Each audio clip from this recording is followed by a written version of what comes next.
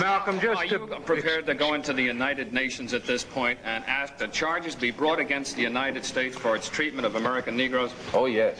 Oh, yes, please. I think you're right in my chair. The audience will have to be quiet.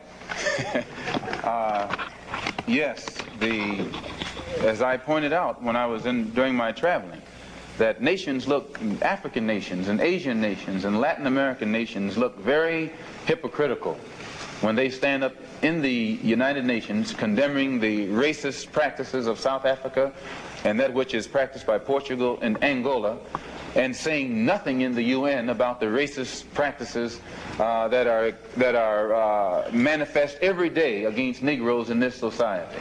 Even in South Africa, those Africans aren't faced with bayonets and aren't faced with police dogs. And when I was in Beirut, I saw a picture on the front page of a Negro being beaten in Tennessee, on the front page of the paper in Beirut.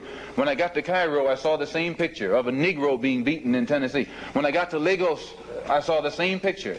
So were these African nations knowing the brutality that is inflicted upon black people in this country, simply because those black people are trying to get what the Supreme Court said they were supposed to have 10 years ago? I would be not a man. If I was in a position to bring it in front of the United Nations and didn't do so, I wouldn't be a man. Malcolm, do you intend to lead the charge in the United Nations? Well, I find that to say you're going to lead something creates a lot of hostility, division, jealousy, and envy. I hope to work with any group of leaders or any group of organizations to do whatever is necessary to see that this problem is brought before the United Nations. Have you had any commitments from any nations in Africa to support you in such a move? I would rather not say at this time. But one thing I found in my travels, all of them look upon us as their long-lost brother. You realize the implication is that you have had such commitments when you say... This is your interpretation of what I said. One thing that I found in all of my travels was that all of the Africans, not only Africans, but the Asians and the Muslims, look upon us as their long-lost brothers. And America had actually tricked many of them into a hands-off policy by giving them the impression that she was honestly trying to do something to solve the problem.